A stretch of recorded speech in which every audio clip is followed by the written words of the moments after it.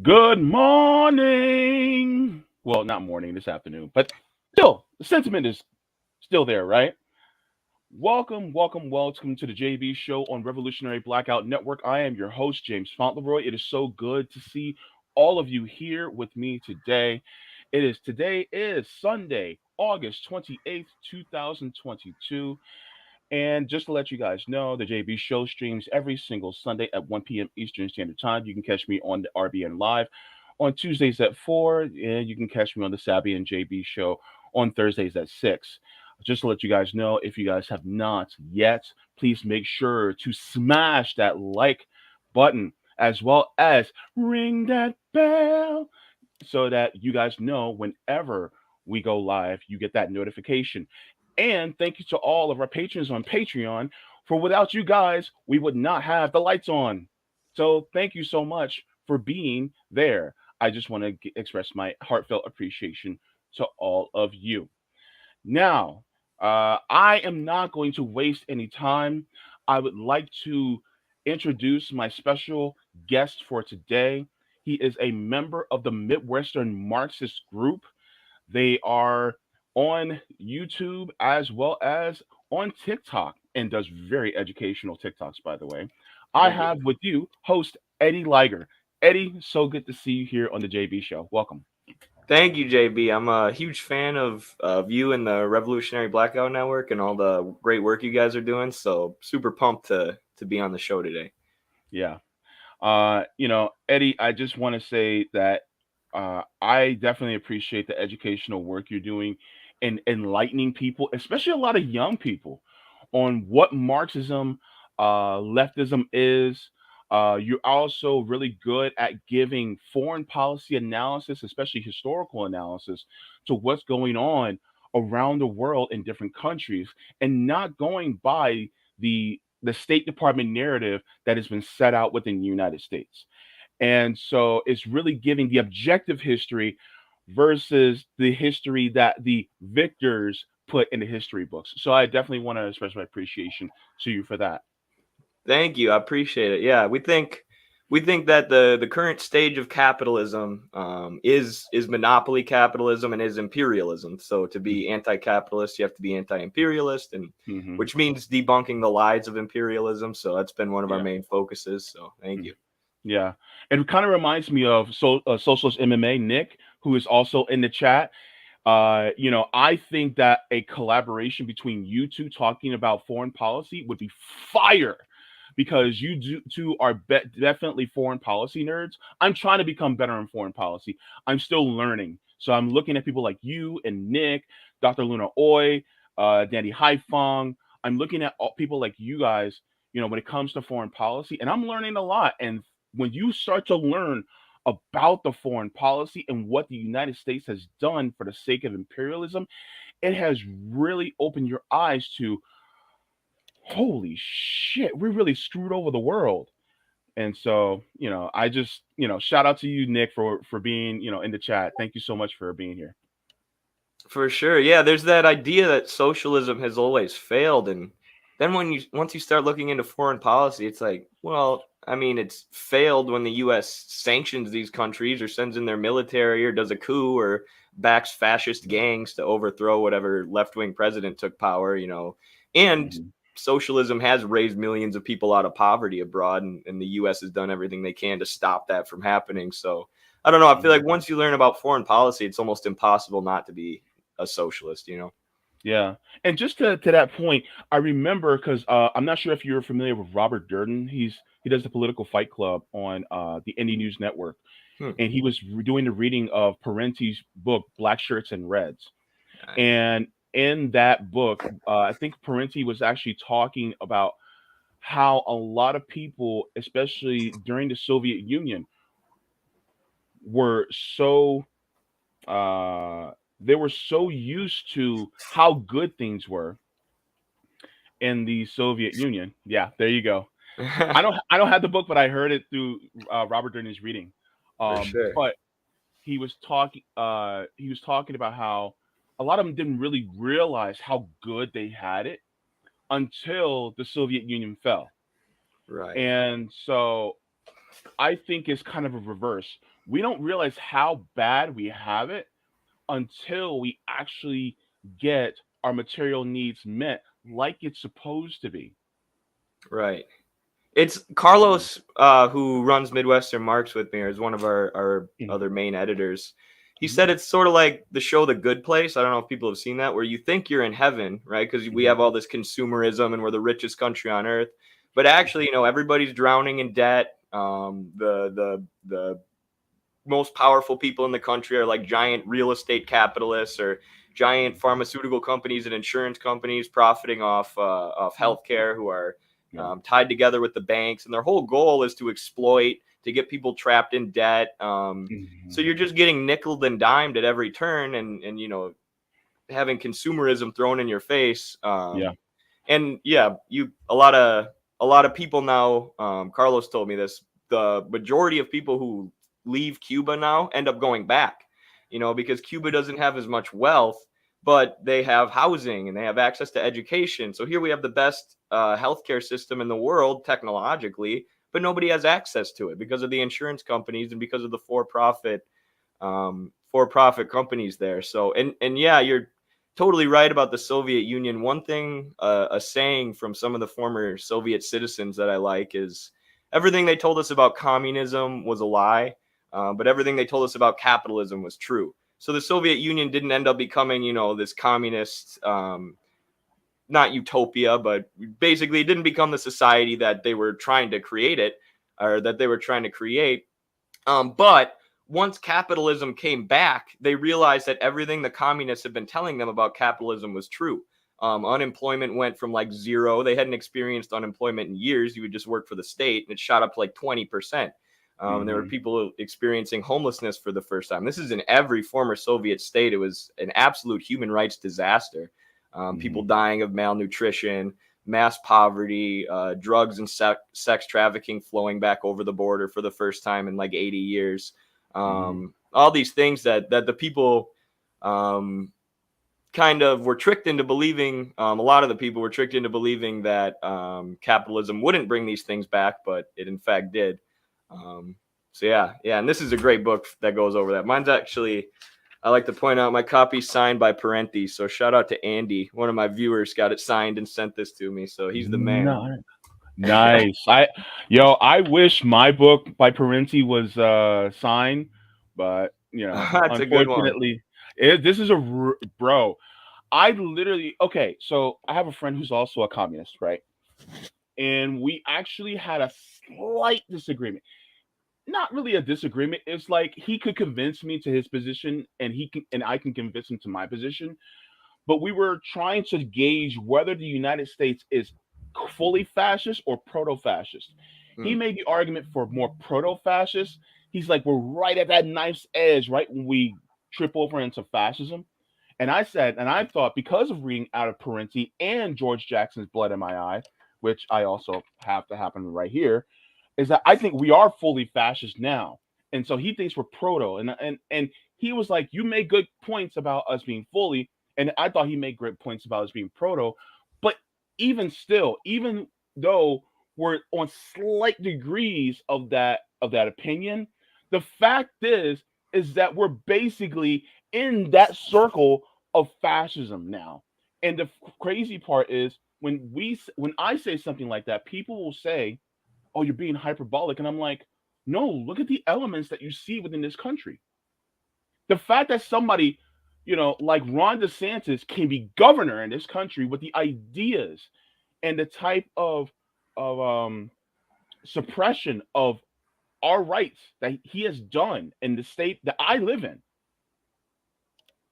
you don't find that creepy, and uh so yeah, I mean, I just, appreciate the work that a lot of these authors have done, and really enlightening us to, what has happened in the past and how either history may not repeat itself, but it damn sure rhymes. You know what I mean? Right.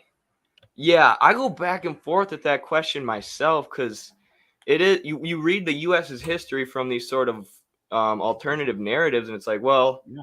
the Operation Paperclip or whatever it was called filtered all Yeah. these former Nazis into Yeah. positions of power in the West. And then the Hmm. West becomes the dominant world global power, enforcing itself violently via NATO, Yeah. colonizing basically half the world, which is basically Germany's plan for Europe. What they wanted to do to Europe is what the U.S. and NATO have done to the global South, which the global South is now fighting back, and or they have been for the last 70 years against the Yeah. U.S. empire. But Yeah. and then there's other things too, like George Bush's grandpa, Prescott Bush, made Hmm. all his money working with Hitler and the Nazis. And that's how his corporation got all his money. Now, years later, we've had two Bush presidents. They tried to give us another one with Jeb Bush. So we've got these Nazi descendants running our country and invading countries like Iraq, killing millions of people. It's like, okay, what's the difference between us and fascist Germany then? And I get how people can think that's hyperbolic and I don't know, but I mean, Ron DeSantis is a good point though, because he represents, we know capitalism's in decay. We know living standards are getting worse here in the U.S., in the heart of the empire. And then you have these goofballs like Ron DeSantis who come along and they say the problem's the Democrats. The problem is these social justice warriors. I'm never going to give class analysis. I'm never going to do anything for the working class. I'm always going to serve the same weapons manufacturers and billionaire donors that the Democrats serve. But I'm going to trick you into being on my side by being bigoted. And that, Yeah. that is what I really see like fascism as, is bigotry and violence in order to save capitalism and decay and organize people around hatred rather than organizing them around socialism. So, I mean, whether it's proto-fascist or fascist, I'm not sure. But I mean, the point, like you said, remains the same. We have people who could be considered violent fascist leaders in power of our country. Yeah. It's like arguing: is it a second degree or burn, or is it a third degree burn? The point is, you're still burnt. You know Right. what I mean? So Exactly. yeah. Um, so one of the things that I wanted to talk about, and after we touched on Ron DeSantis and how he does not place a class analysis, and then he drives on hate, is the arguments for class analysis from a Marxist perspective, or from a left perspective, or a socialist perspective. How you can argue conservative ideas from the side of workers owning and running the government. And so I would like to share a video that I shared a few days ago. Um, it got it got some traction, but I would like to just um, show this again. Let me enlarge this. Okay.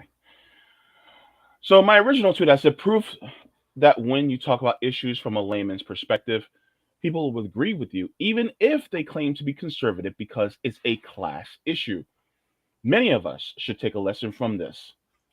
And it was originally shared on Twitter to me by SLC Socialist, but it was originally created by Walter Masterson. So shout out to you, Walter Oh, I know Masterson. Walter. Yeah. And I'm not sure if you saw this. Have you seen this? I have not seen this video. Okay. So I think you'll get a kick out of it. But Awesome. let's watch, and I'll meet you on the other side. Okay. A lot of people here are very fed up and they're ready to collectivize. And in order to stop the communist agenda, we need to get rid of the big banks. Right.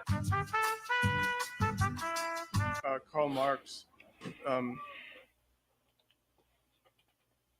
no one knew who he was until the big banks distributed Right. all of his literature. Right. Right. So in order to get rid of communism, we need to get rid of the big banks. Yeah. Get rid of big pharma. Right. What else? Big tech. Right. Yeah, and it's like like these like landlords that like are coming in and buying like hundreds of properties. You don't even know what Right. Right. corporation. China is doing it, and Bill Gates. Zillow. Yeah. I feel like a lot of people here are very fed up and they're ready to collectivize and sort of seize the means of production. Right. Yeah. Right. I mean, that's why I support unions so much. Well, it's funny. I work for actually not this year, the other year I had an earlier for a company not too far from here called Liberty Pump. non-union, they let the owners of the company sold a third of the company to the employees. So the employees have ownership of it, which is a lot better. And Well, they're collectivized. right, it's an ESOP. Yeah, the workers own the means of And then production. their families work there, their dad, the sons work there. And that's typically where America started. A lot of families did that.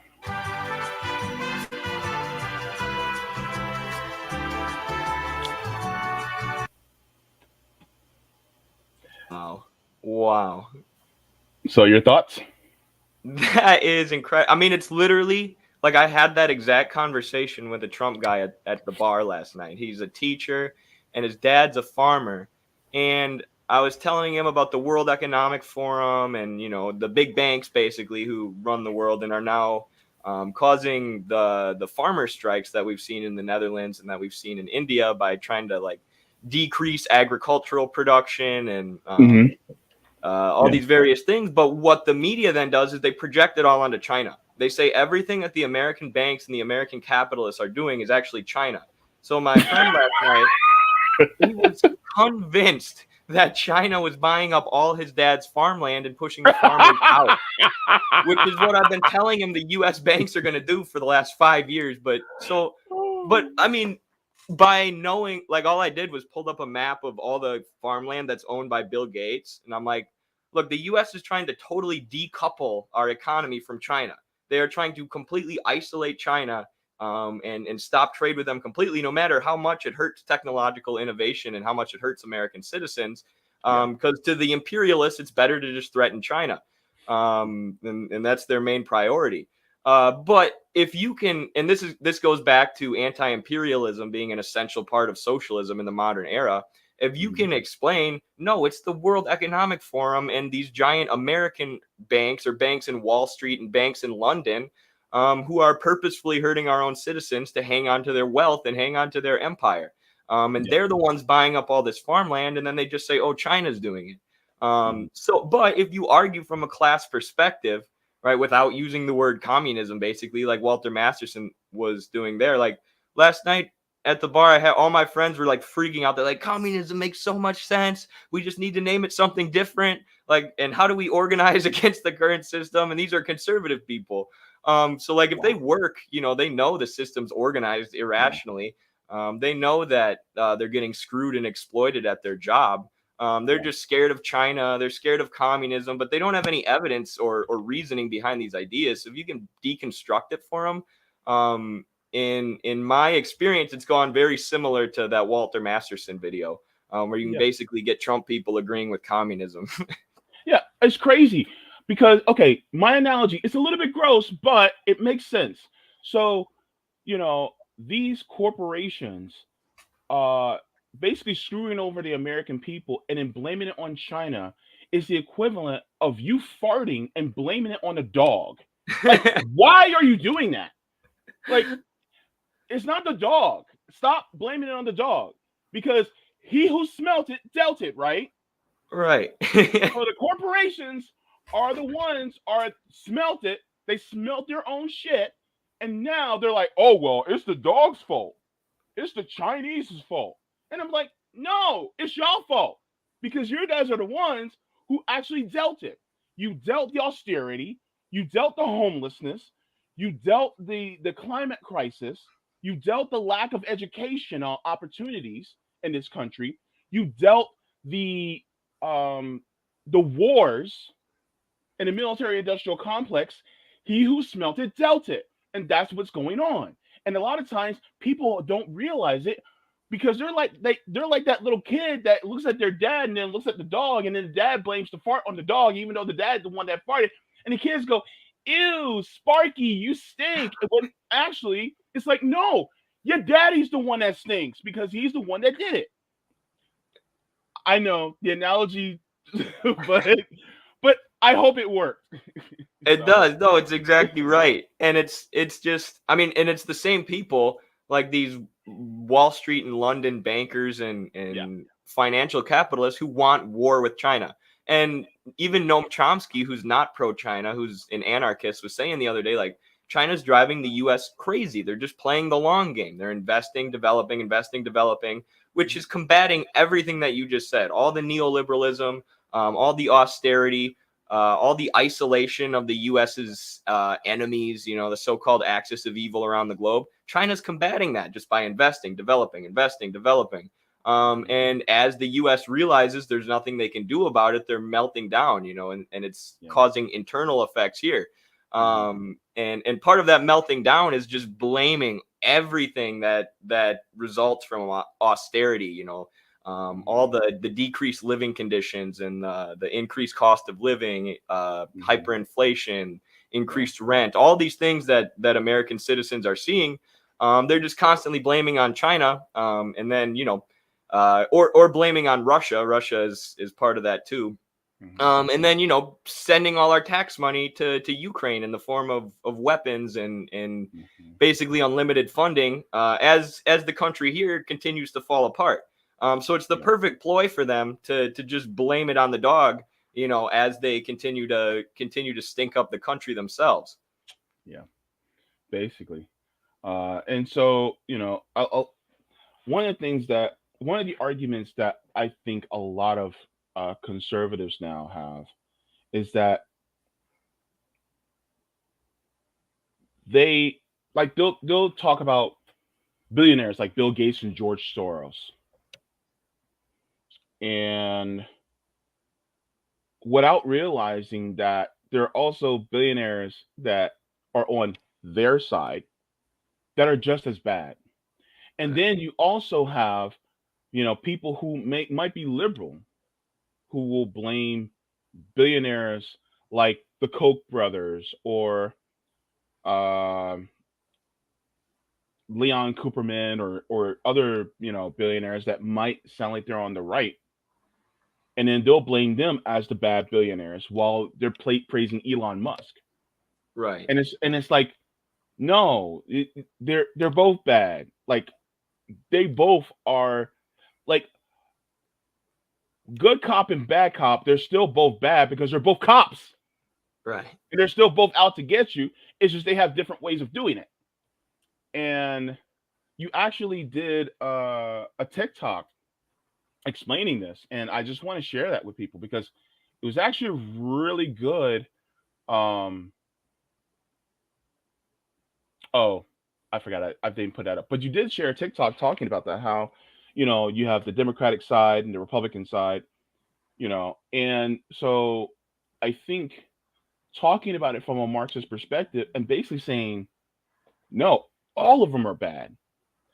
So it kind of takes away that oh, this person's a liberal, they're trying to defend for these billionaires, so that takes that away.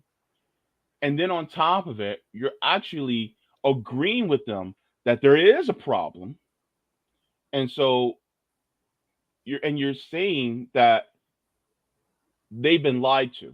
And I think that's something that we need to get back to, is letting people who consider themselves to be on the right, letting them know that they were lied to. Yes, and I think also acknowledging where they're correct. Like some people will just totally dismiss anybody who has any positions that aren't in line with the left or with socialism or whatever. It's like you got to meet people where they're at. And a lot of conservatives, they don't like George Soros and Bill Gates, but then you, as you said, you can explain the Koch brothers and be like, no, you know, you're both, it's the same thing. The Republicans and the Democrats both serve corporations. And Yeah. I like what you said about liberals doing it too. There's this really good book by Jane Meyer, who's basically like a New York Times journalist, sort of like a social democrat or liberal. And it's called Dark Money. And she basically traces how the Koch brothers have created this giant octopus of funding for the Republican Party. And not just funding of campaigns and elections, although that is part of what they do, but establishing these NGOs and these charitable philanthropic organizations that allow the Koch brothers to fund all of the educational institutions in the country and influence them towards being right wing. And then the Kochs, you know, say that that's charitable donations because they're donating to universities and they use it as a tax write-off. But Jane Meyer does such an incredible job analyzing how the Koch brothers have done this, but then she's just pretty much blind to the way that it's happened in the Democratic Party. She's basically saying if we can combat these Republican billionaires and implement, you know, more rational liberal policies, then capitalism will be fixed and things will be better, and we won't have this sort of trickle down neoliberalism that's been implemented since Reagan Thatcher. It's like, no, that's what Biden and the Democrats want too. You know, Yeah. they are as big of trickle down supporters as well. So it's seeing both sides, and the way that, because they aren't exactly the same. There are divisions within the ruling class. There are differences between the Democrats and Republicans. But ultimately, you know, they're two sides of the billionaire class. So whoever, you know, either party you support, you're supporting the billionaire class in the end. Yeah. Yeah. You know, there was a joke by the comedian Sinbad years ago. I can't remember if it was Son of a Preacher Man or it was Afros and Bell Bottoms. I forgot which comedy special, but he was talking about being punished by his father and the difference in, you know, like his mom would be like, his mother would be like, just wait till your father gets home, and basically, he was gonna beat his behind, and um, next thing you know, the father beats him senseless, not senseless, but spanks him, and and the mom basically brought it on that to happen, and she instigated it, but then afterwards, you know, she's kind of like, oh well, I'm sorry, and it's like I kind of looked like I kind of looked at the Democratic Party and the Republican Party like that. Like the Democratic Party actually will bring in, you know, the conditions for us to be beaten with that rod, so to speak, and then the Republican Party will be the ones that actually hold the rod and beat us with it. Mm. And then the Democratic Party will be like, well, I'm sorry, I didn't mean for that to happen when you meant for it to happen every single time. And so it feels like the Democratic Party is always creating catalysts for the Republican Party to continuously do that ratchet effect that moves us over to the right. Whereas, if they truly were a party of the left, they would have been an actual opposition. And I think that's the thing that we don't see. We don't see an opposition. Or if we do see an opposition, that opposition is either suppressed severely or assassinated. At least the leaders are assassinated. Yeah, I think that's such a good analogy, because I was talking about the years of trickle down economics, or the 40 years of trickle down that the UK and the US have seen since Margaret Thatcher and Ronald Reagan. And usually we say, that's where neoliberalism began. But what Mhm. followed Margaret Thatcher and Ronald Reagan? It was Bill Clinton and Tony Blair, who were, Mhm. super far right neoliberal Democrats, more neoliberal, more pro corporate, more pro war than the Democrats had ever been, or the Labour Party in the UK, by a Mhm. long shot. Which then, Mhm. is followed up by people like George W. Bush, and is followed up with Mhm. right wingers who come in with the rod and do these horrific policies. Or Bush did the Iraq War, the crime of the 21st century. So yeah, but those conditions were created by the Democrats, and Mhm. the Bill Clinton also signed NAFTA into law, this free trade agreement that's allowed for all sorts of, open the door for all sorts of U.S. imperialism, and basically using financial institutions to try and keep Latin America in poverty and keep them Mhm. under the boot of the U.S. so that our Mhm. corporations can exploit them.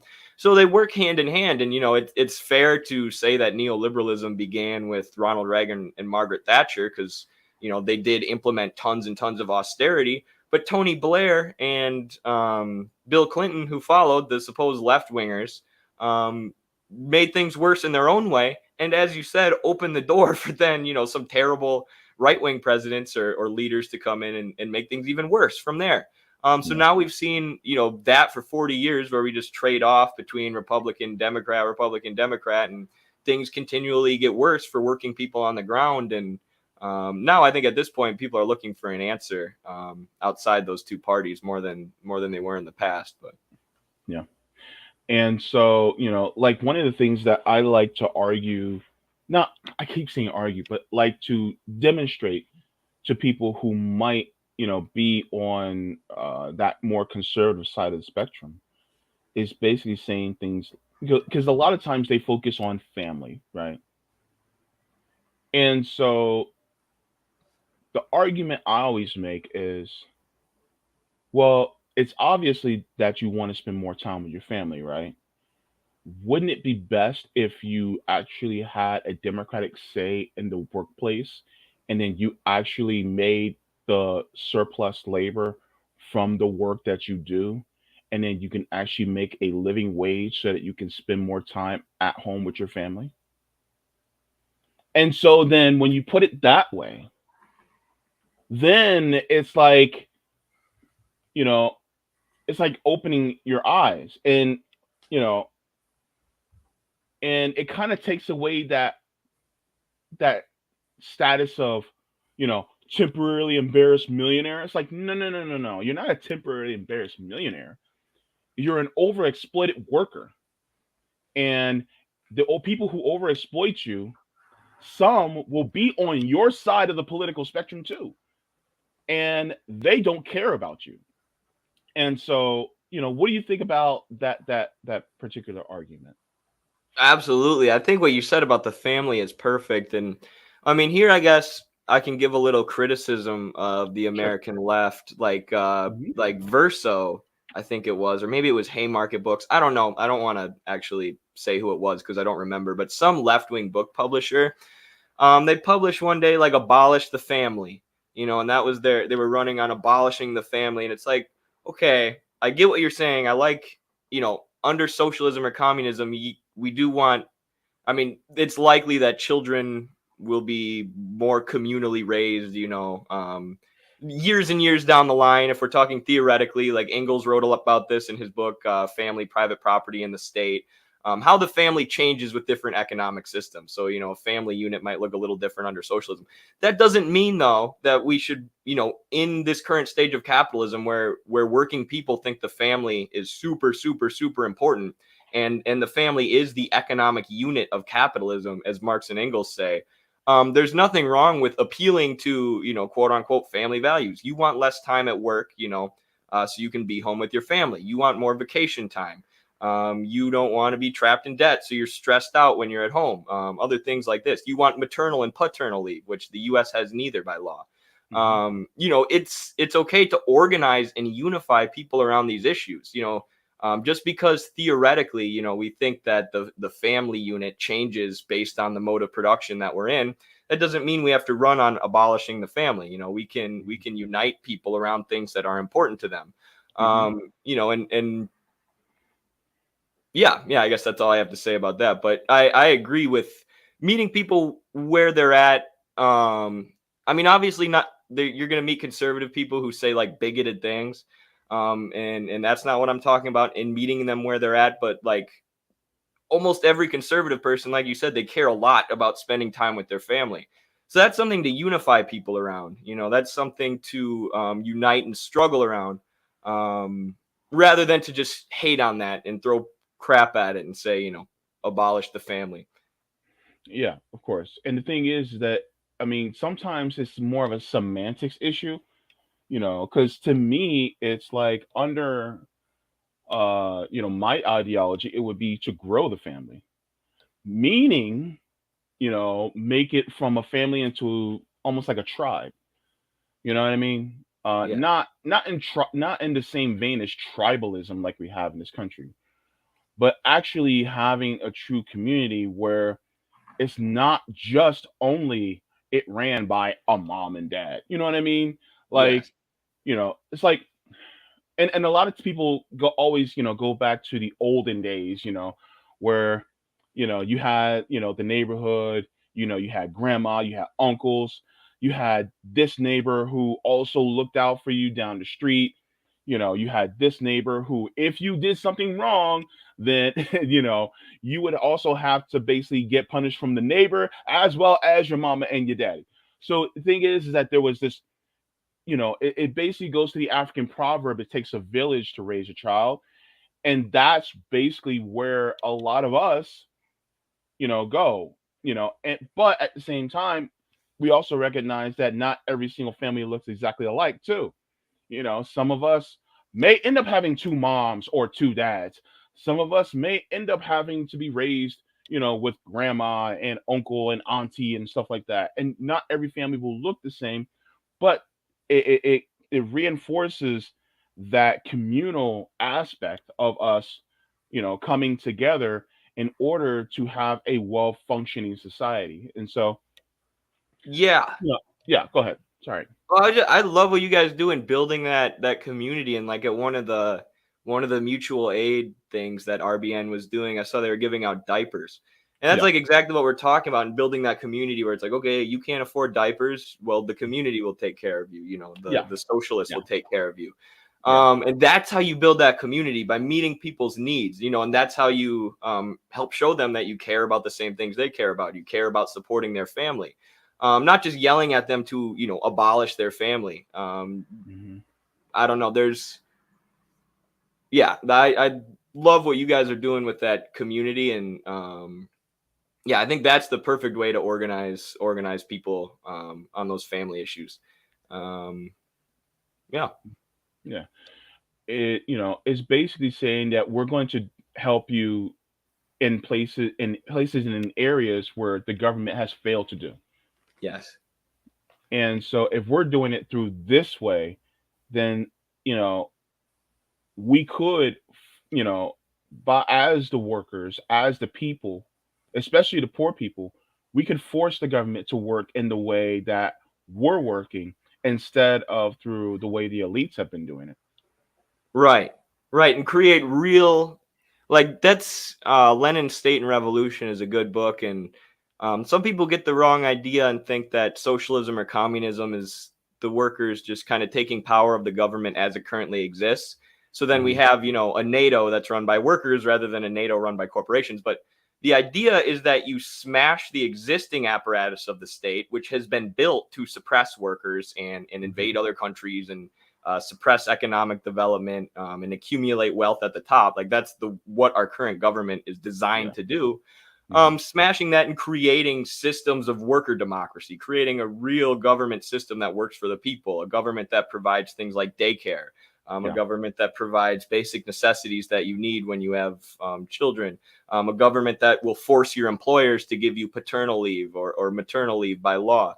A new government apparatus is what we want to build, but that seems impossible until you're actually building that community on the ground, like what the Black Panthers did, and like what you guys are doing. Until you start building that community and really seeing people come together and cooperate and Yeah. organize, then you see what's possible. Then you see how we really can take care of each other as a community, and build this sort of cooperative spirit, Hmm. and almost helps you see how a new world, less Hmm. competitive, selfish, individualistic world is possible. But Hmm. it's only something that can be done through organizing and action, which we're big Yeah. on education too, because education is important. But Hmm. actually getting on the ground and doing the work and building that community, Yeah. is the number one thing to showing people how another world is possible. Yeah. And even like a lot of times you'll have a lot of conservatives that they'll push back on the whole climate change argument.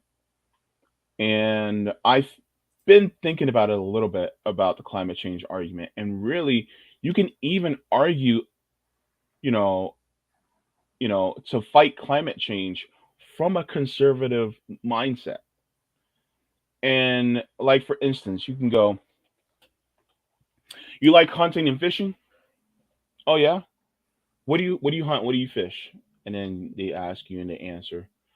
So I think that you've noticed that there's some changes in your hunting and fishing over the years, especially when it comes to hunting the game and the fish and things like that, right?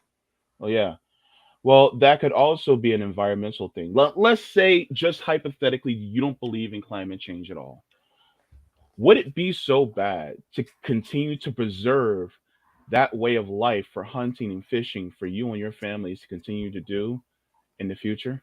Would it be so bad if we tried to keep that, to preserve that as much as possible? I mean, you're a conservative, so you would, like to appeal to conservative principles like that of Teddy Roosevelt, right?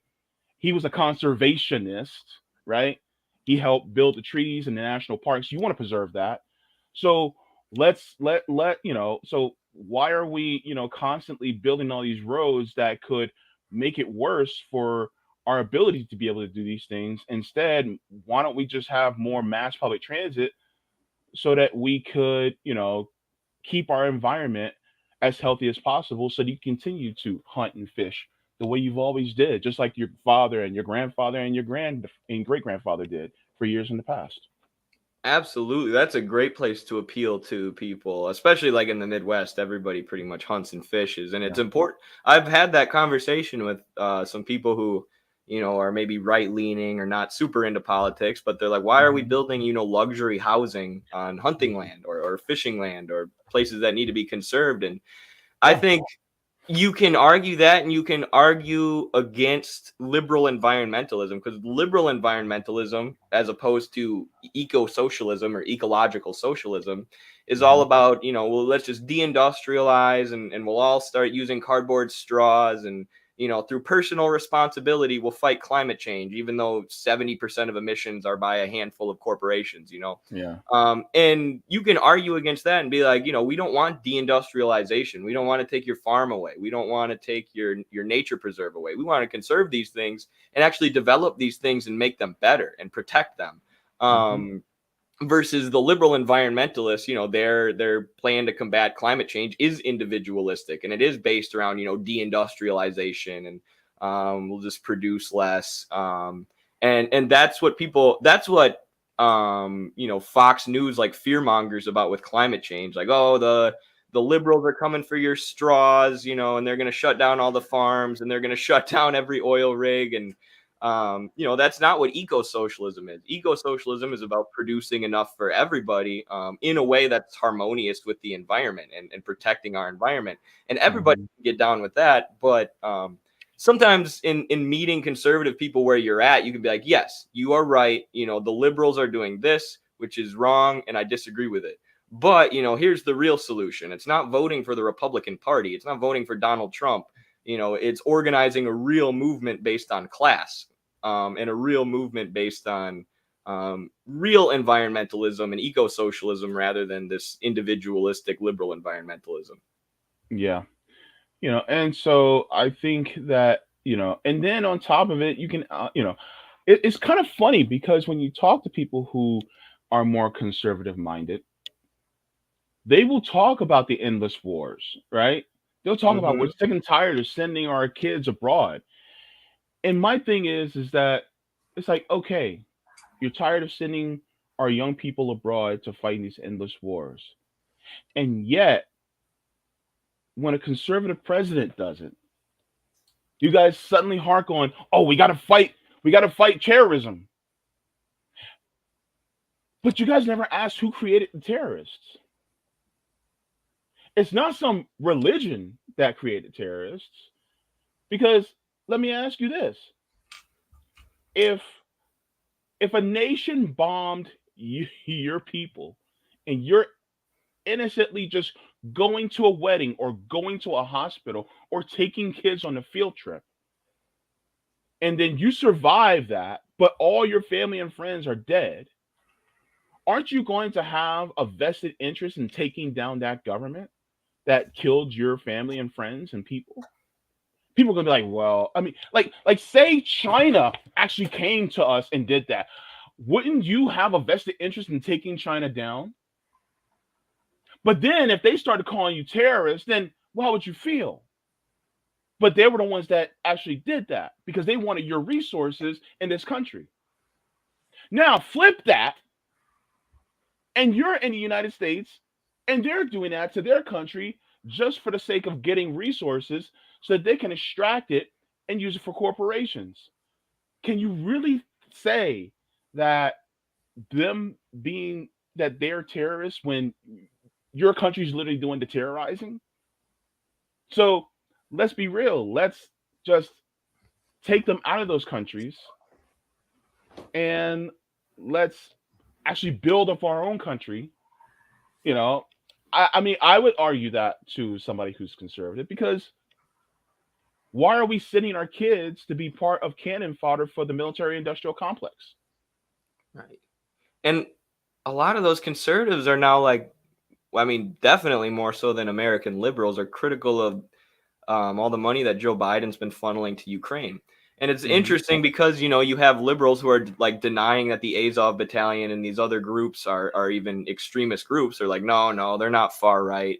They kicked all the neo-Nazis out as soon as the US started giving them weapons. Now they're good guys. Hmm. The liberals are arguing that, whereas conservatives are skeptical about it. So it is a good time to point to them, be like, look at what the US has done abroad. Look at what they did in the war on terror. So as you said, when Hmm. you take out the leadership of a country, it creates a power vacuum where then somebody is going to fight to fill that leadership void that's been created. So Yeah. that creates more extremist groups who Yeah. fight in that vacuum. That's what happened in Iraq. It's what happened in Afghanistan. It's what happened in Libya. It's what Hmm. happened in Syria. And not only that, but the country we invaded, Afghanistan, we invaded them to fight the terrorist groups who in the 80s we were literally funding and arming. We gave all our support to Osama bin Laden's Mujahideen. The Mujahideens, because they were fighting the Soviet Union, the Mujahideen splintered into Al Qaeda, um, and the ETIM, this group in that's caused a lot of trouble in the Xinjiang region in China, including Hmm. many massacres. And the U.S. actually took the ETIM off their terrorist listing a while back to help them recruit and to help them get funding and to help them get arms because the U.S. thinks it will destabilize China. Libya and Syria, the U.S. found every extremist group and rebel group in the region and created these opposition coalitions, which are basically just groups created by the U.S. Of a bunch of random extremists who, like in Libya, they didn't have any plan after they overthrew the government. It was just overthrow the government. And the country is just torn apart by civil war to this day, and was a country under Gaddafi that had one of the highest standards of living in all of Africa. Hmm. So not only is the U.S. creating these terrorist groups via destabilizing governments and creating a power vacuum, but they're directly funding these groups and then telling us we need to invade these countries to fight the same groups we funded. So it's totally absurd. And you're right. They use Islamophobia and xenophobia to justify these interventions to conservatives. Like, oh, we got to go get them. They have this religion that makes them all terrorists. But like you Hmm. said, you can break it down for people and show them. No, it's not just the religion of Islam that creates a lot of terrorists. It's power vacuums, it's material conditions, it's U.S. intervention. It's the U.S. literally just giving $50 million in weapons to a terrorist group because they're fighting someone the U.S. doesn't like. Um, there's all these different factors, but what it comes down to is, we should be investing in our own people. We should be Yeah. investing here at home. We should be investing in construction. All of this money that's being sent abroad. We don't even take care of the soldiers when they come home with PTSD, right? Hmm. I've got a couple friends who were sent overseas to fight in Afghanistan. They came back and the military's like, all right, thanks for your service. And that's it. The military just cuts ties with them. Doesn't matter if they have PTSD. Doesn't matter if they were injured. And there are some services available through the military, but they're hard to access and you need to find them yourself. There's nobody there to help you through it, help Hmm. you access these programs because they don't want to pay for the vets. They don't want to spend any money actually helping the vets. That's money that could be going to arm Nazis in Ukraine. Hmm. So yeah, it's a good thing to point out. And there's so many families now and so many people who know folks who were sent overseas to guard the oil fields in Syria or sent to Afghanistan. They see it's bullshit. They see that there's no real enemy we're fighting there. We're just making money for the military industrial complex. And these people Hmm. aren't naive. So yeah, that's also a great way to organize conservatives, especially today when you have so many conservatives who are skeptical about Joe Biden's foreign policy. Yeah, and as far as our troops are concerned, and it's like I said this before on this channel, where the best way to support the troops is to not send them to be in harm's way for needless resources like oil and opium.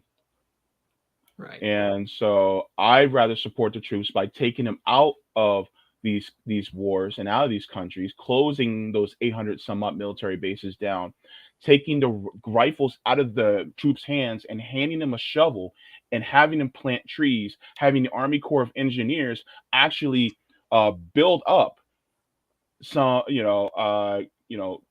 renewable energy systems in our country, and instead of fighting a war of terror, we're fighting the war of climate change and using them, and the best part is you're not going to get PTSD from planting a tree. You're not going to, if you're doing it safely, you're not going to lose limbs. You're not going to have nightmares over building systems that harness geothermal and solar and wind power. You're not going to get that because you're literally doing something for the planet and not killing other people.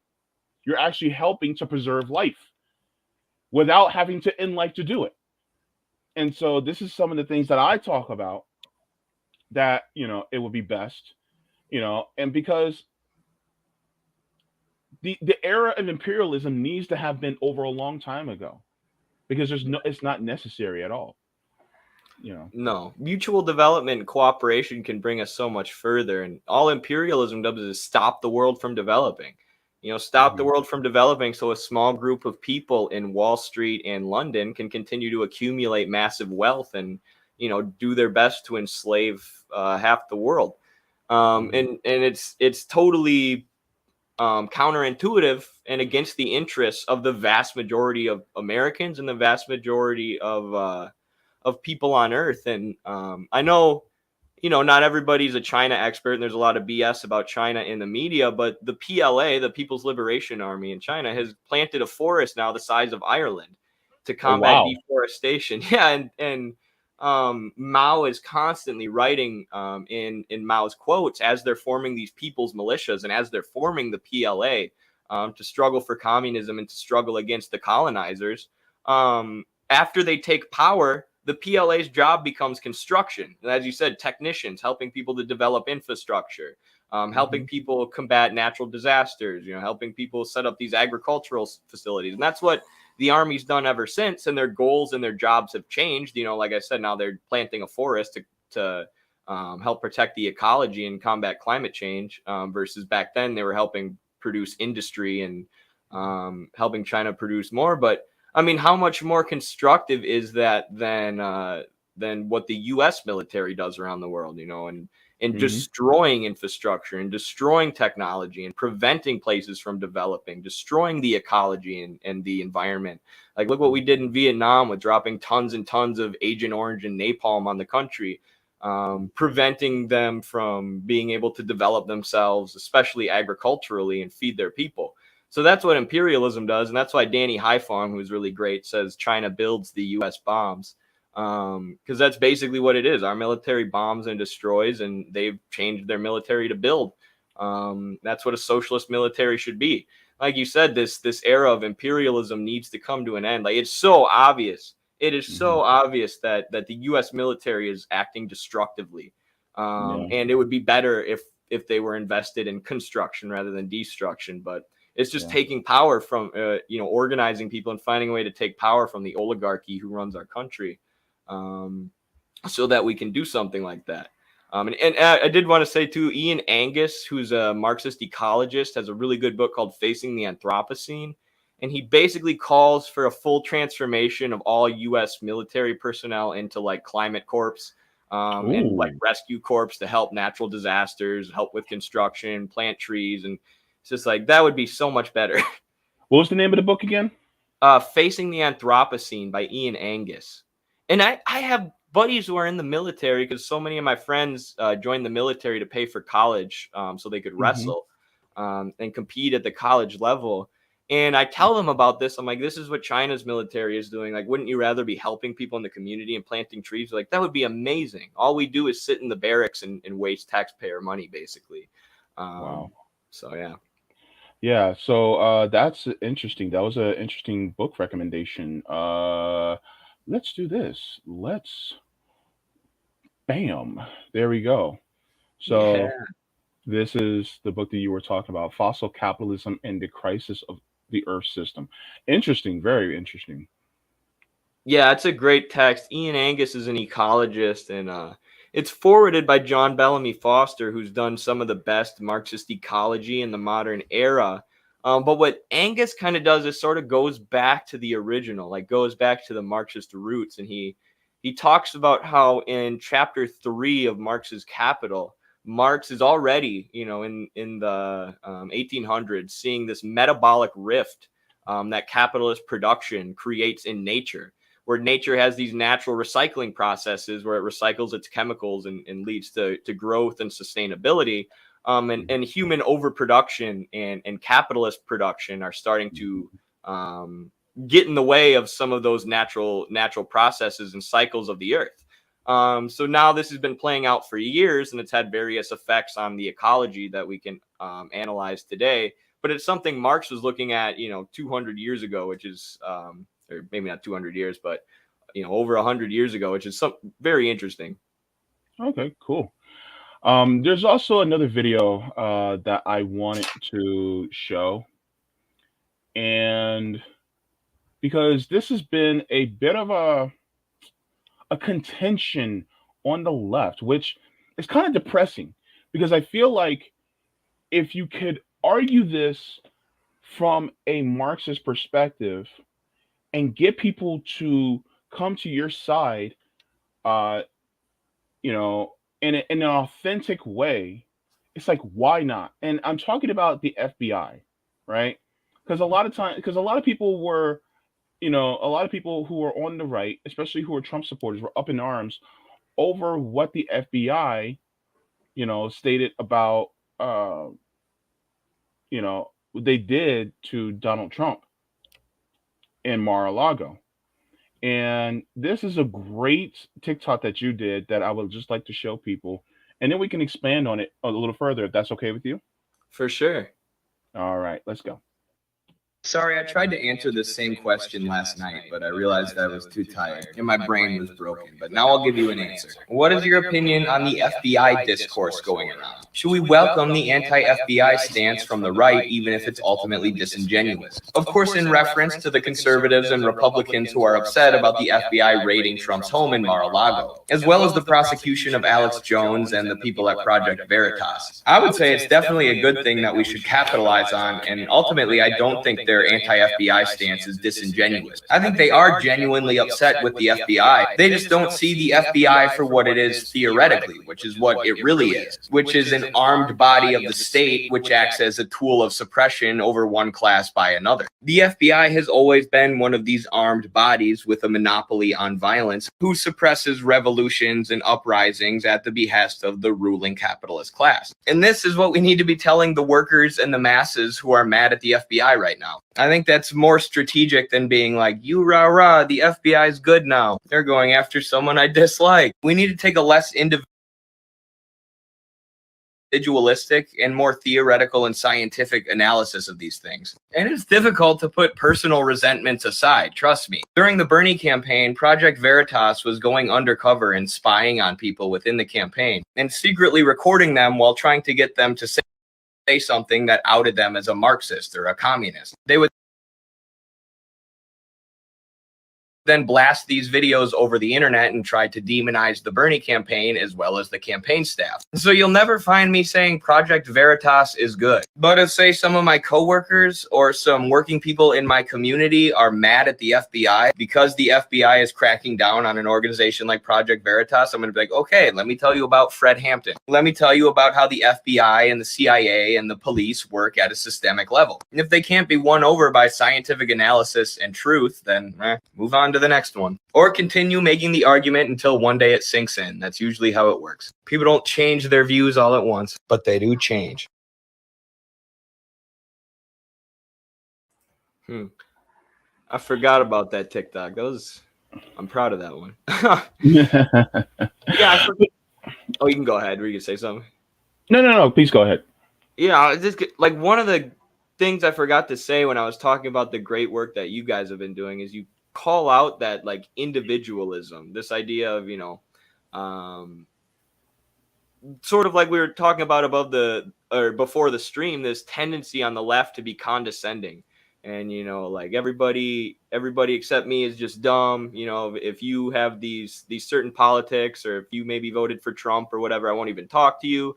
I'm just going to write you off as a basket of deplorables or whatever else. Like, you guys are always calling that out. You're always calling out, that liberal individualism and that sort of when it's used to distract from class politics. And that's what I saw happening a lot with the Trump thing, where you had all these people in America who were mad at the FBI, and a creator named Yongju, who's a rapper from Taiwan, who I really, really like.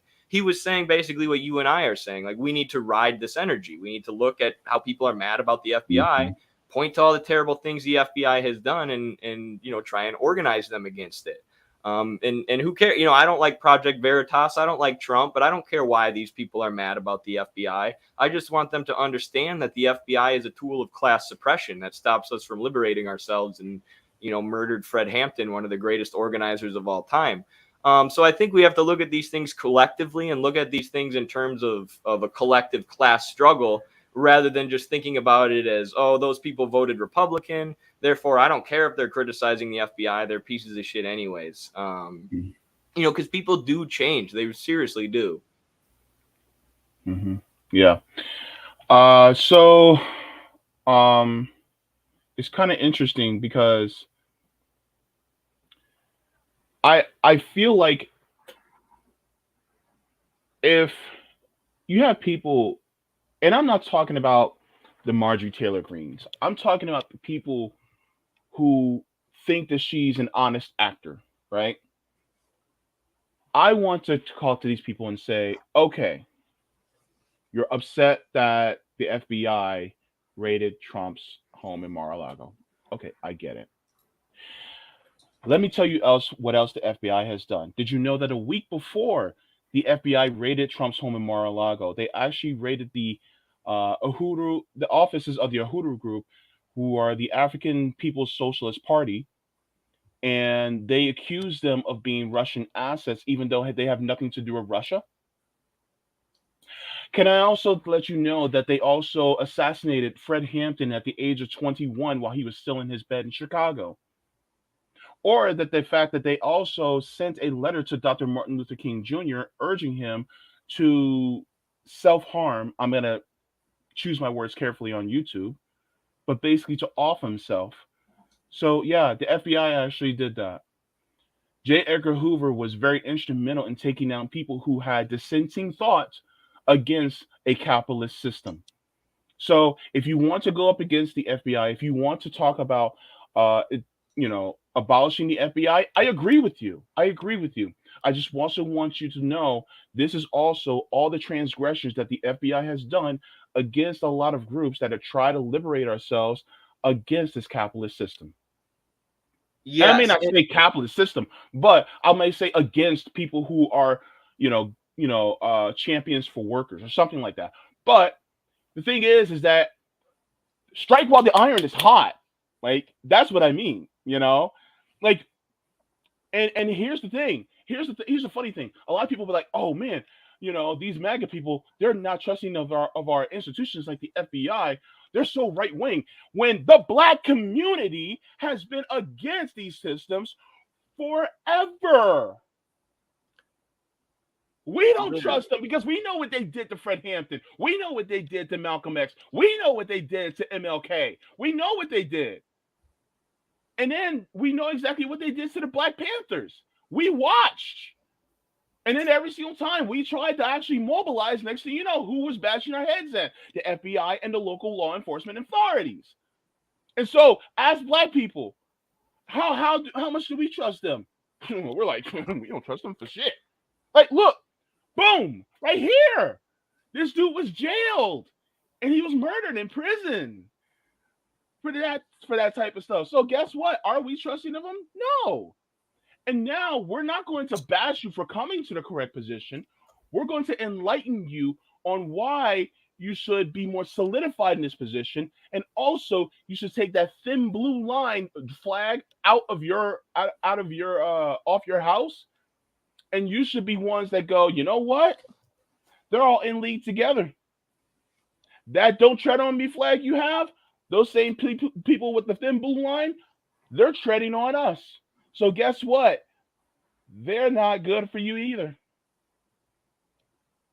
And that's exactly why the black community has been the vanguard of the class struggle in the U.S. and why the CIA and FBI put so much effort into dismantling. And I saw a tweet the other day that said, like, we've had several Lenin type figures in the U.S. and they've been killed by the CIA and FBI. Like, at first I'm like, that might be an exaggeration. Then I thought about Fred Hampton, being killed at only 20 and the level that he had organized in only a year. Like, he might have very well been, a Lenin type figure who organized the masses, but they cracked down on him. And yeah, it's good to show people that. And you made a good point too. We're not trying to convince Marjorie Taylor Greene to be a socialist. She who she is, she's a grifter.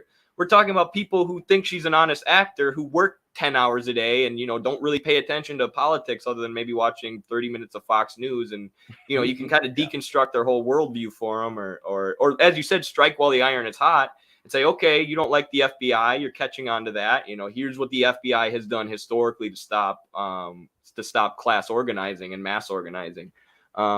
So yeah, it's not us saying, we're going to convince Republican politicians. We know they're corrupt. We know they serve corporations. We're talking about people who maybe consider themselves conservative or Republican, but are really just working people and are sort of confused, looking at the political circus from their position. Yeah, I mean, it's basically taking that cynical view and expanding upon it to make it something that's very solid and genuine. And then it's like, okay, so if they're doing that to people like us, then we must be doing something right, right? Right.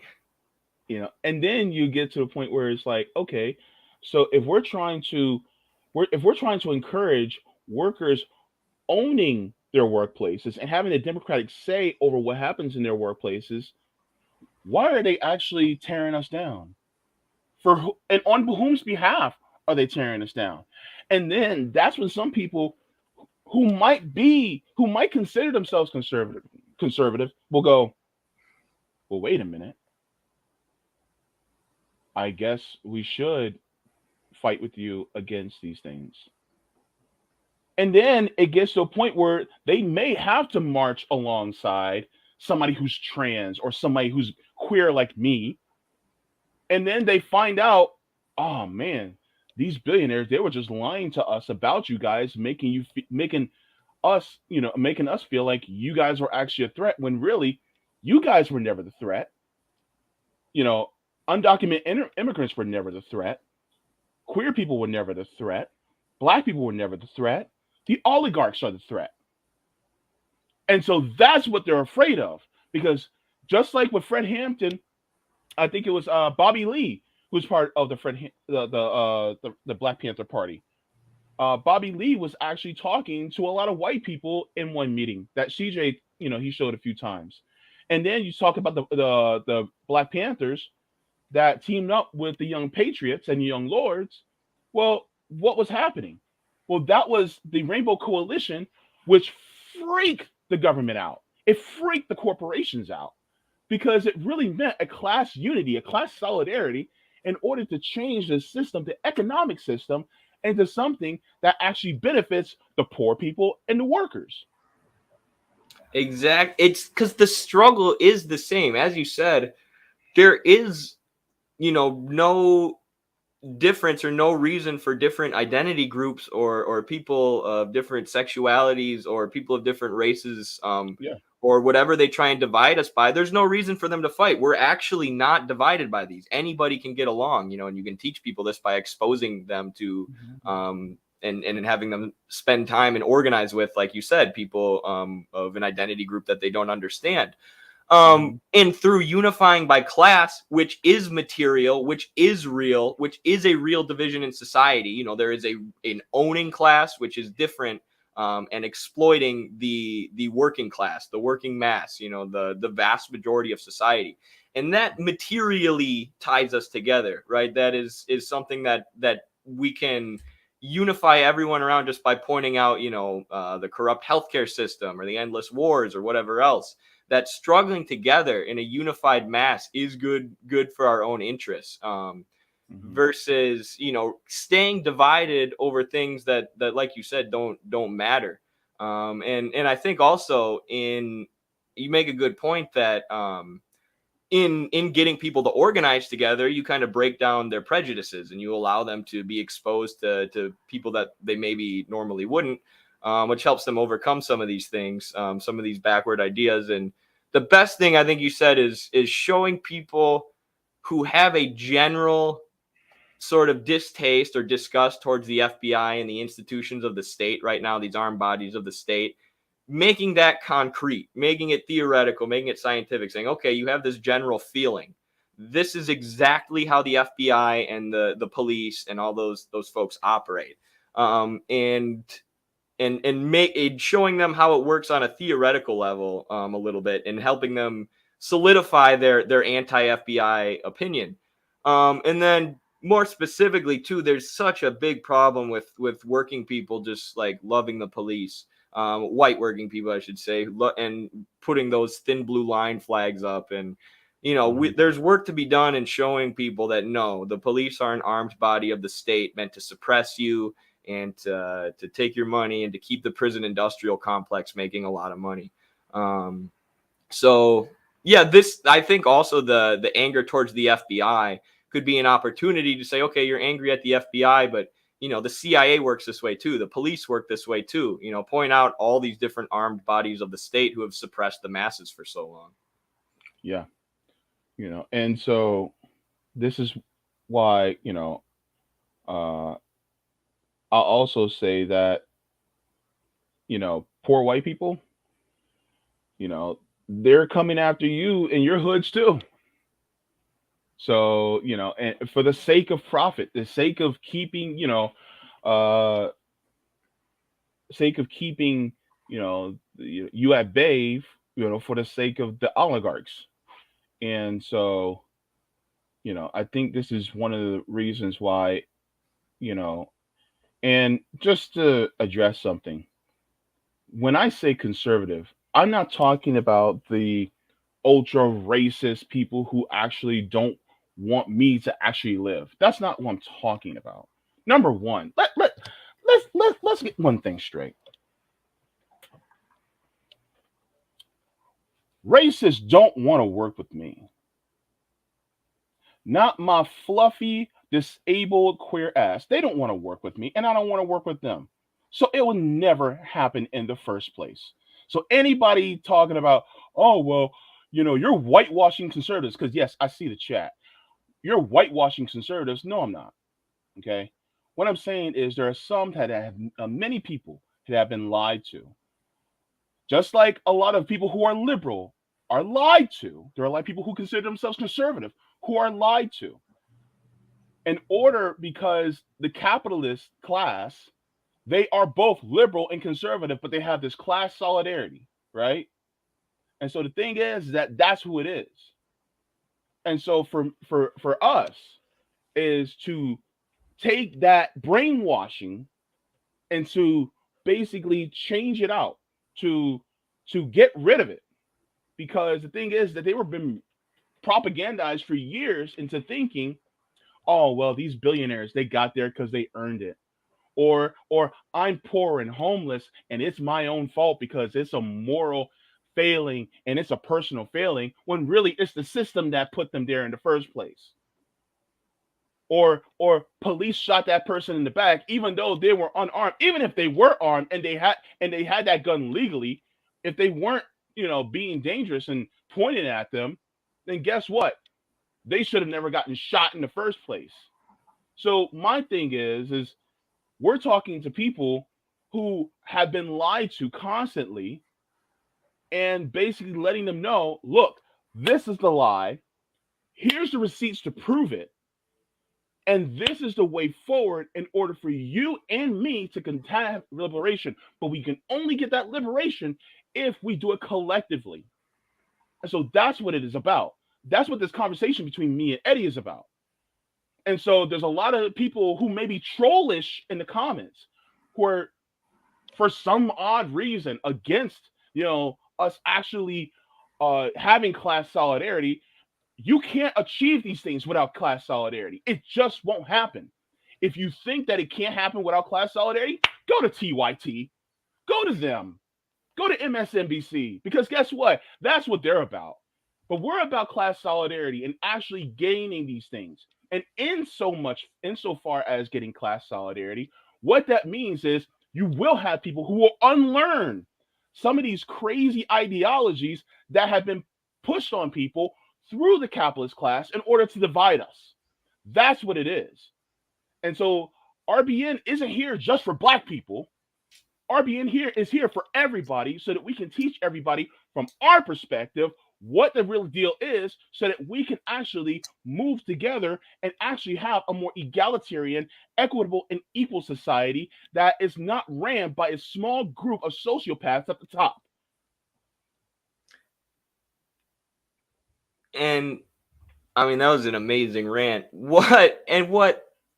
Even just from a class solidarity perspective, like obviously we're not saying work with racists, but any racist ideas in the movement is anti-class solidarity. It's race essentialism, and it's everything we've been arguing against this whole time. Yes, we've been criticizing, liberals who maybe dismiss all Trump voters as a basket of deplorables and think you can't even talk to them.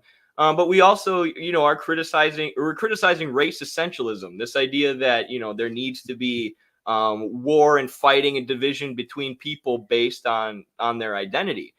So that's an idea. This idea of class solidarity and this universal solidarity is an idea that's absolutely antithetical to racism. It's the ultimate debunk of racism, that people are not, who they are because of their identity, but they're who they are because of their material conditions and the way they act. And maybe your identity might make up, part of who you are.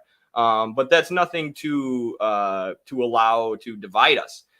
So, this idea of class solidarity is against racism. The Black Panthers, and trying to build the Rainbow Coalition, were fighting against racism because that's antithetical to solidarity and class solidarity. Well, actually, to add to your point, because once the Black Panthers actually explained their position in regards to, because remember, the young patriots actually used to walk around with the Confederate flag. But then once they started talking to the Black Panthers and realized that that was basically antithetical to class solidarity, they stopped all that. And then the ones who wanted to keep hold of that ideology, they left the young patriots. They dipped out because they were like, yeah, I want to hold on to my prejudice and to my racism, so I'm going to dip out because you guys are changing. You guys are becoming more unified with the blacks. And so guess what? That's what happened. Absolutely. And there were some Black Panthers that actually left too. But the thing is that really it was about the class solidarity in order to achieve something greater. And the thing is that one thing is that we're realizing is that you can still have your identity and it should still be recognized. But to hate somebody for their identity is something that really is just gives more power to the elites, to the oppressive powers. So it's like, yes, please acknowledge me for who I am. Acknowledge me for my identity. But it's nothing to hate because I don't have power like that. They're the ones who have power like that. Don't punch down, punch up. That's my thing. Yes, and our solidarity is in our class solidarity. And like you make a good point too. Like, what happens then if Fred Hampton just ignores the Patriots or ignores these people and doesn't form the Rainbow Coalition? Says, no, you're a basket of deplorables. We're not going to work with any of you. We're not going to try and educate you. We're not going to talk to any of you. Because your group carries the Confederate flag. Okay, then they're going to go get more. They're going to become more racist. They're going to, rather than being educated by the Black Panthers, educated in Marxism and socialism, they're going to go, in modern day, go listen to Tucker Carlson or whatever, or go listen to someone online. And they're going to go further down this like alt-right pipeline. Versus, if you educate people and you deconstruct their ideology, there's a chance to bring them out of that. But if you just say, nope, I'm not even going to look at those people, not even going to acknowledge that they exist, okay, then they're not going to have their worldview deconstructed, and it's going to get more bigoted. They're going to go hang out with other bigots. I mean, not that, I don't know. But, education is always best. And not that you have to put yourself in a dangerous situation is what I'm saying. Of course. Not that I'm saying any people should, go to a KKK meeting or whatever and risk your life. But most Trump people aren't like that. They aren't like I don't know. I shouldn't say most. I shouldn't make generalizations. But most working people you talk to aren't just gonna outright hate you for your identity. Unless I'm wrong about that. Maybe some do, but Hmm. I mean, it's not. Yeah, there's some, but it's not all. You know what I mean? right. And Yeah. there are certain subsets of the population that you just can't change. And just like you said, and I just wanted to, answer this question. It says, I don't. He says, I don't know, JB. You're saying that you want to deprogram people that are deep in the machine. You're taking on a lot. That brainwashing is deep seated. And just like what you said, Eddie, earlier, is that this takes time, right? It takes time for us to be able to do this. And sometimes it's just planting a seed into someone's brain and saying, look, they're taking your power away, including the people who, you may be watching, these people on YouTube who are far on the right, but the thing is that they're not on your side either. And so, as you continuously, maybe relay this information to them, you could help them move to that position, So, I mean, look, how did I get here to the left? It wasn't overnight, and it's just like there are some people who said that they were used to be conservative and now they call themselves openly a socialist. It happens. But the thing is that I think it's like what Michael Brooks said, the late Michael Brooks.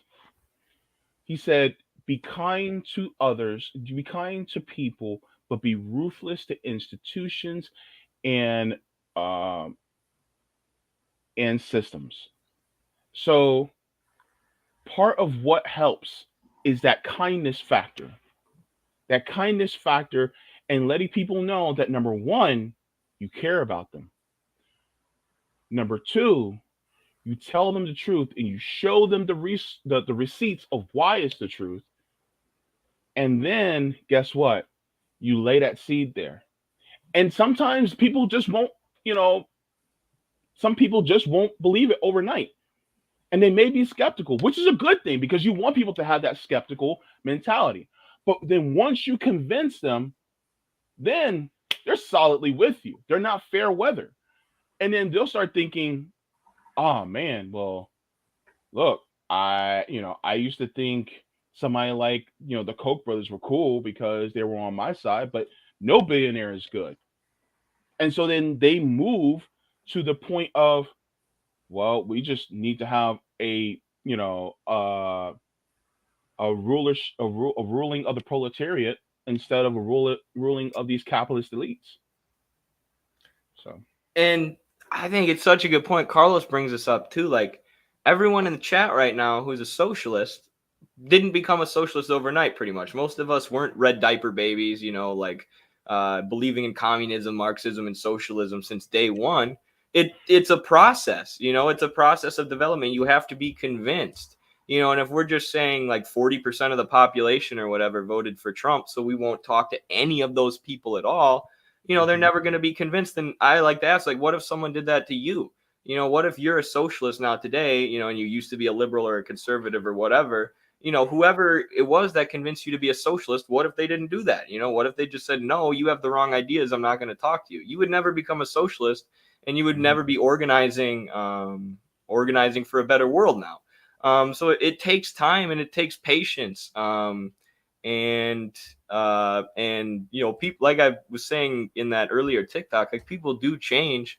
But I coach wrestling, and one thing that I've noticed since I started, and I do it at a fairly high level, a college Division III level now, is you can tell a kid a million times sometimes. You tell them, like, do this, do this, do this, do this, do this, do this, and they don't do it.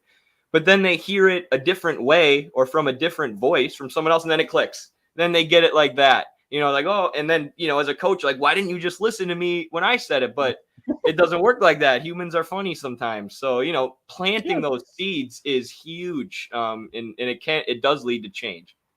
Yeah, and actually that was a perfect way of explaining it, because like for instance, those of you at Midwestern Marxist, there's different people who can explain something in a different way. Somebody like for here in RBN, I may not be able to get through to somebody, but CJ may be able to get through to somebody, or it might be Sabby that can get through to somebody better than me. And so we have to realize that just because we don't get through to somebody doesn't mean it still can't get through. It's just our key may not be the right key for that lock. Right. So Exactly. But you might be planting the seeds, and someone else is going to come along and water those seeds, and then they'll sprout. yeah, You never know. Ch-ch-ch-chia. Yeah. I'm sorry. So I mean, that's something I think that uh, that's one of the reasons why I encourage so many people to come into this space, especially on my channel. I encourage people to like look, if you have an opinion and you are anti-capitalist and you're anti-imperialist, get yourself, if you don't, if you like to write articles, get a Substack. If you want to just have your voice, then just do a podcast where people don't even see you. Or if you are comfortable being on camera, then shoot. You can have a phone and a decent internet connection. You can start your own YouTube channel just like that, and then start putting that out there. And here's the thing: what you may say, what you may put out there, may actually, you know, touch the heart of somebody and touch the mind of somebody better than any one of us at RBN can, or anybody one of us at Midwestern Marx, or the Indie News Network, or Mi Casa Su Casa. You never know, because you may be able to think of it in a way that's so, different, but it makes sense to another person. And so this is why I encourage people, if you can, do that. And then also take that knowledge that you have acquired and then talk to your neighbors, talk to your family, even if they have some horrible views. Plant those seeds, because then you can turn an enemy into a friend, and then you can turn a friend into a comrade. And how much better is it to turn an enemy into a comrade than to keep them as your enemy? Absolutely. I mean, that's an amazing way to put it. I couldn't agree more. I encourage our fans to make their own videos if they want to. I mean, there's a reason, or do whatever they can to reach out to people, but that's one way. And there's a reason, like Silicon Valley and the Democrats are cracking down on freedom of speech online. And Yeah. there's a reason our first TikTok account got permanently banned. It's because they don't want these ideas being spread. But as our friend Ramiro Sebastian Funes says, who does amazing YouTube videos about debunking the lies of imperialism, he's like, everybody has a movie studio basically now with Yeah. their phone. You can broadcast yourself. It's just using the most advanced means of communication at our disposal to organize for socialism. So yeah, couldn't agree more with that. Yeah. I mean, you're literally using apparatuses that, that capitalists, it's funny when capitalists are like, oh, you're a socialist, but you're using an iPhone. It's like, yeah, we're literally using the tools that capitalists have made in order to create more capital, in order to bring it down. We're literally using your tools against you. Capitalism And creates its own gravediggers, Karl Marx. bam, there you go. See, this is why I love when I talk to people who read theory and then they apply that theory. Because guess what? It's like boom, boom. I love Yep. it. It's awesome. Yeah.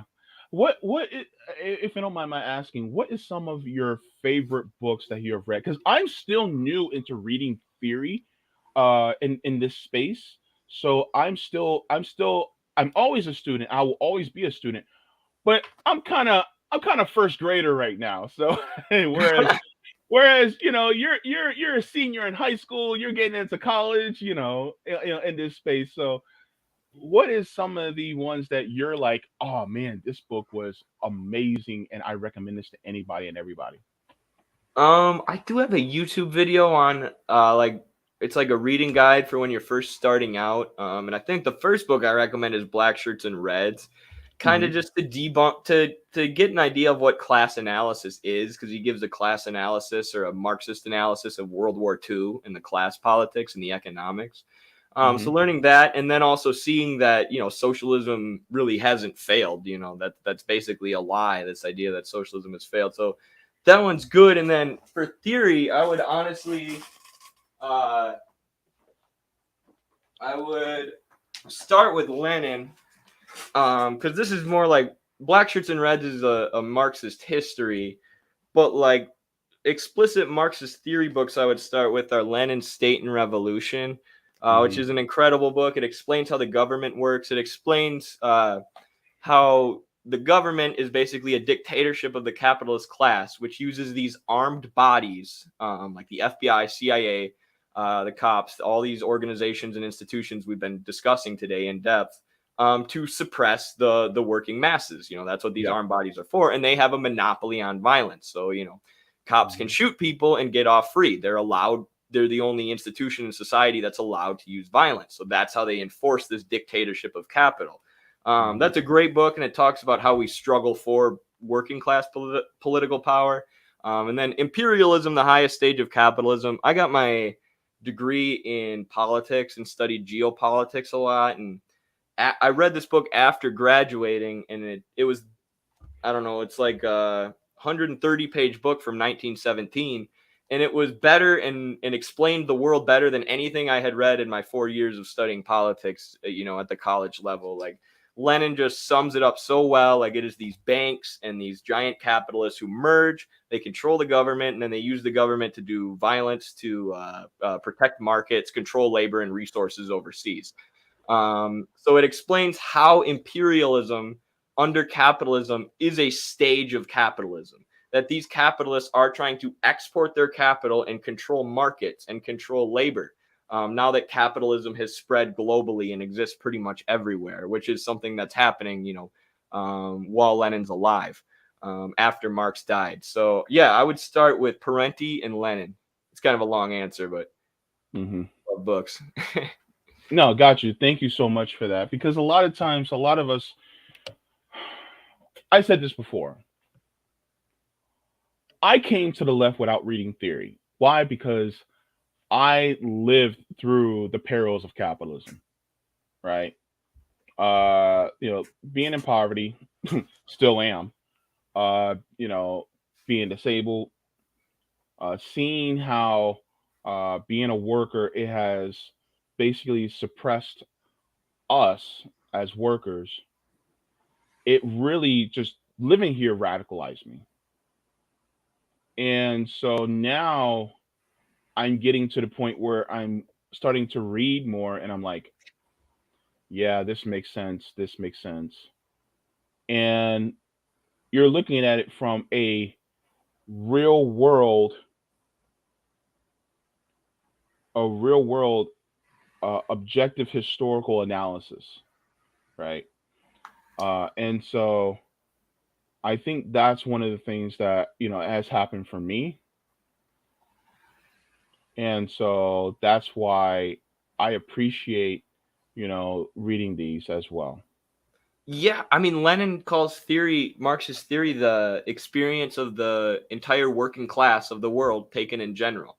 So it's Hmm. taking the exploitation and the, you know, all the effects of capitalism that working people feel on an everyday basis, and it's giving an analysis of that. It's giving an explanation of that. It's giving, you know, sort of a scientific outlook. Okay, this is why you feel alienation and exploitation, and why you are why 70% of Americans are living paycheck to paycheck, while all of our tax dollars are used to fund wars overseas.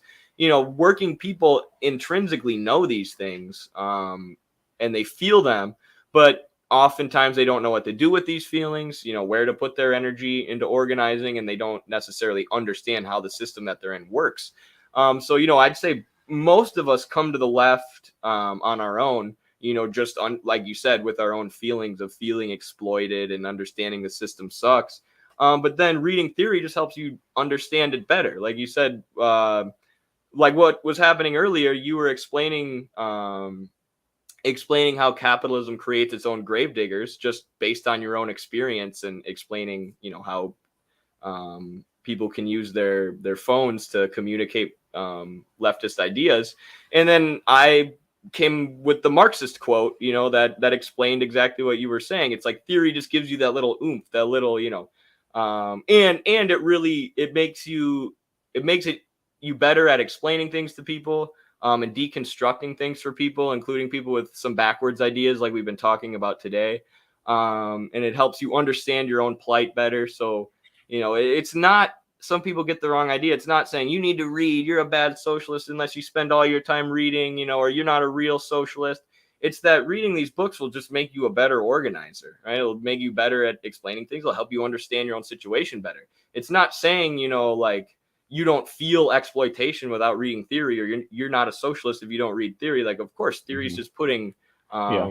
analysis to the things that the working class feels and experiences. But it is helpful, especially if you're already a socialist, in developing your skills as an orator, or in conversation, or as an educator.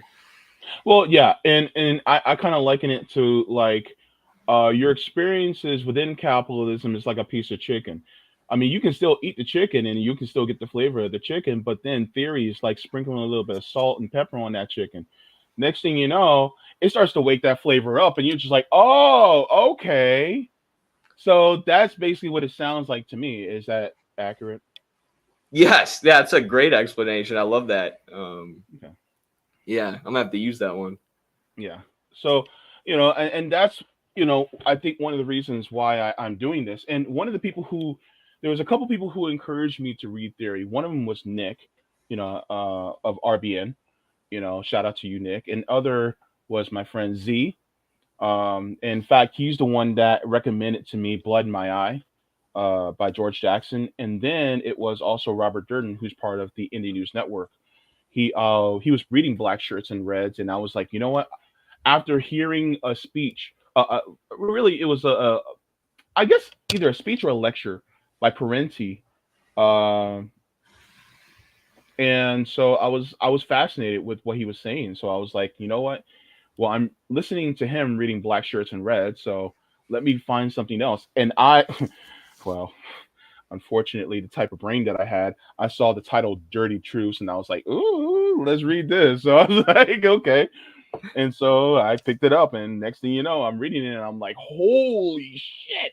So and I'm Yeah, really enjoying it. So it can be it's like great. exhilarating too. I remember when I was first reading Lenin, I was like, fuck yeah, like finally someone's freaking saying it. Like the Yeah, corporations just own the government. We got to get it back from them. Like we got to struggle and organize for it. yeah, And helping me understand things better, like the armed bodies of the state. So yeah, it can be really fun and enlightening. And I should mention too, we have a video explaining Black Shirts and Reds, or talking about it, on our channel, and then we have two like full reading guides of Imperialism and State and Rev. And those uh, not only kind of give analysis of what Lenin's saying, but I also give like a summary in case people like struggle to sit down and read, so they can just kind of listen to it and get the gist of what the book's about. So little shameless self-promotion there, but I'm pretty proud of those videos because people have told me that they help them understand theory. So yeah, those are on our YouTube. gotcha. Thank you so very much for that. Just to ask you another question. So, what is on the horizon? Is there any new projects that are coming along for Midwestern Marxists, or anything new that your viewers are looking forward to that you guys haven't done before? We are currently working on our newest journal, which is a print project. Our last journal is right up there on my bookcase, as well as the last book we published. We're working on that. I'm writing a book now about U.S. imperialism in Venezuela. Hopefully that'll be done by the end of the year. So we got that coming up, and then we're also trying to organize a CPUSA club in my area, so we can do more mutual aid and do more of the stuff. Basically, directly inspired by you guys in RBN. I've Cool. got a handful of people who want to start doing some of that in my area. So yeah, that's what should be on the horizon. I'm excited. You say you're a wrestling coach? Yep, yep. Maybe you and Nick are both in the Midwest. Nick does MMA. I think there's some mutual aid, you know, grappling, classes and some MMA classes that can happen. Yes, Just in case, this revolution pops off sooner than we think. exactly. That's I'm an just awesome saying, idea. you know, I, I I saw don't know. someone saying earlier that I should have a boxing match with Nick. I don't want any of that. I am not a boxer. I'll get knocked out. No, no, no, no, no. Actually, a class with you and Nick. Actually, you teaching him grappling, and then he teaches you boxing. I would actually watch that. I think that actually be pretty cool. That would be sweet. Yeah, we should Yeah, do that. yeah. And as a socialist, and people are gonna look at me like I'm crazy for this. Some people who are especially are new to this. But I also think that if you are on the left, especially if you're in a disenfranchised group, by disenfranchised, I mean if you're black, if you're a woman, if you're trans, what have you, look into firearms training, looking to protect yourself. I honestly think that we, as the proletariat, also need to learn how to to protect ourselves. If you can get with Eddie and learn some moves to get away from people, or if you want to get hit up Nick to learn some hand to hand combat so that you can protect yourself too. Lift these brothers up, you know, because I'll be honest with you, as we continue down this descent into this late stage of capitalism, every single time, there's a movement that emerges, the the oligarchs, they want to make sure that you're suppressed constantly, and if you try to fight against it, they're going to try to take you down. So that's all I got to say. Agreed. How do you fight against armed bodies of the state? Have armed bodies of the people for self-defense and for protection, not for offense like the capitalists do, but for Hmm. protecting ourselves. So yeah, Yeah, yeah, and that was covered very well in George Jackson's book, and which I read on my Rockfin channel. So I think that's a really good point too. So just to let you know, just to ask, where can they find you? I already have your Twitter page as well as your YouTube channel and your TikTok in the description. But if you could just let people know where they can find you, and your socials. thank you. Yeah, we're on TikTok at MidwesternMarks.com, Midwestern Marks on YouTube as well as Twitch. JB's getting me hooked up with Rockfin, so I'll be doing that soon, hopefully, but not yet. We're also on Facebook at Midwestern Marks. Twitter's Marks Midwest. I've got a private Twitter account that I use for like more personal tweets called Edby from Midwestern Marks, EDBIE. So you can look that up if you're interested in that. Hmm. And yeah, mostly we do streams on Twitch and YouTube and then post TikToks and stuff though. Nice, nice. Thank you so much for coming on, man. I mean, this was a great conversation, and I love, and I said this, when we before we went live, is that I love that us as groups and us as different um independent commentators are now cross pollinating and being able to talk to each other and to spread this message, that we all have more power than we realize. Absolutely. Yes, I love it. Thank you so much for having me on. Hmm. I haven't done a lot of this where I've gone on other people's shows. I'm trying to do more, but I'm really glad I got to start with RBN and with you, Yeah. JB, because you guys have, awesome show, awesome thing going on that I really respect and admire. So thank Hmm. you. Yeah, you're very welcome. Uh, Eddie Legger, everybody. Thank you so much for having, and I'll see you on Twitter. You bet. Sounds good. All right, bye. All right. See you. All right, everybody. So I just want to welcome, everybody. And I also want to get to some super chats just to let you guys know. We have David. Thank you so much for the super chat saying, comrades. David continues, says, a perfect topic, how to approach discussion. Thank you so very much. Aspen Fallen says, loving this conversation. Thank you so much for the super chat as well. Very much appreciated. And yeah, so I mean, I think one of the best things about having these conversations is that you can appeal and you can actually talk to people. It may not happen overnight, right? But the point is to lay these seeds. And let's be real, there's a lot of conservative people in the black community that people like me, Sabby, CJ, Nick, and Rome have to talk to in order to open them up. There's a lot of black people in the community that are literally against immigration. And how do we talk to them and letting them know that immigrants aren't the problem? It's actually the oligarchs. Yes, that exists in the black community too. Oh, yeah. Trust me, it happens. So the thing is that we also have people that we have to talk to in the black community too, right? These people who are part of the hustle culture, the rise and grinds, who think that you're in your position in life because you just didn't rise and grind enough or you didn't hustle enough, so it's your fault.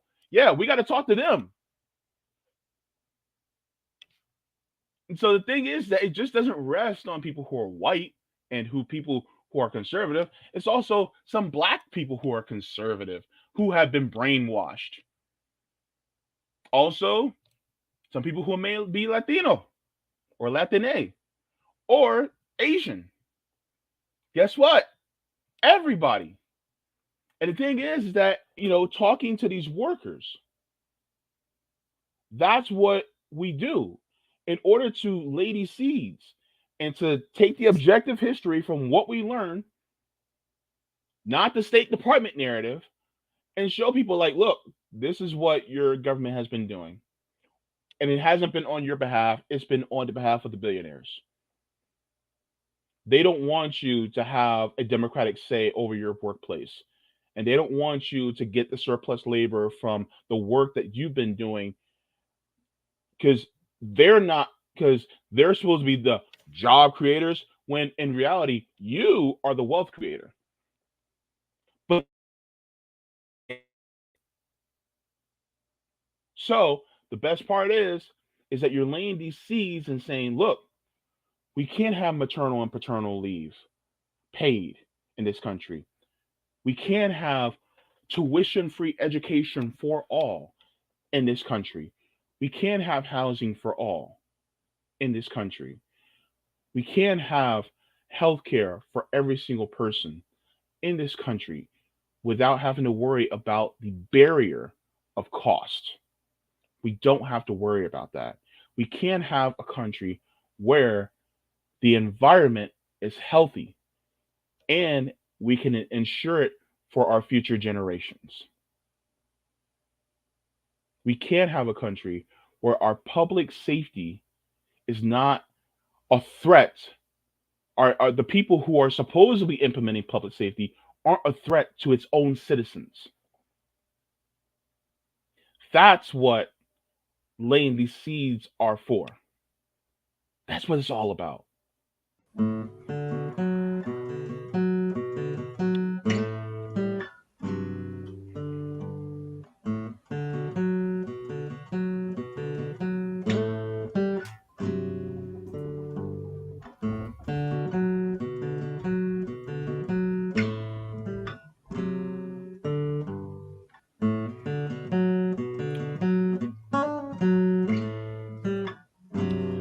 Good morning.